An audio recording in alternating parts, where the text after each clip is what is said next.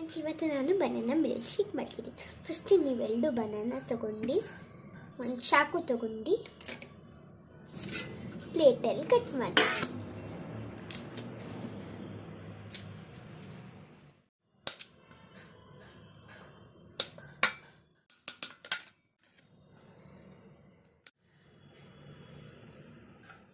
Banana ತೊಗೊಂಡು ಒಂದು ಬೌಲಲ್ಲಿ ಹಾಕಬೇಕು.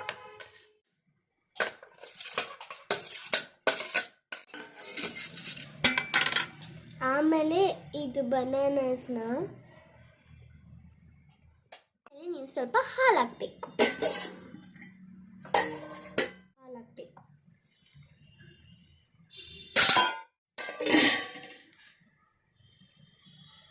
ಆಮೇಲೆ ನೀವು ಸ್ವಲ್ಪ ಸಕ್ಕರೆ ಹಾಕಬೇಕು, 2 ಸ್ಪೂನ್ಸ್. 1 2.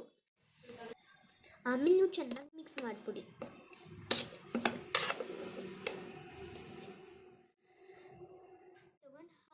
ಹಾಲು ಮಿಕ್ಸಿಲಿ ಹಾಕಬೇಕು.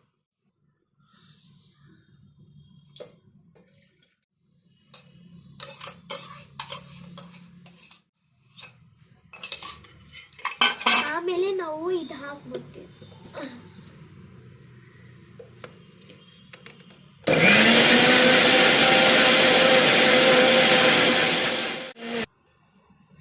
ಆಮೇಲೆ ನೀವಿದು ಗ್ಲಾಸ್ ಹಾಕಬೇಕು.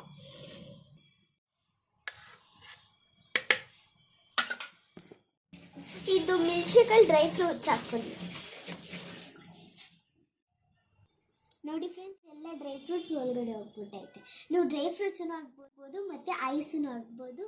ಫ್ರೂಟ್ಸು ಇಲ್ಲಾಂದರೆ ಏನಾದರೂ ಹಾಕ್ಬೋದು. Like, subscribe and share. Ready ಆಗಿದೆ.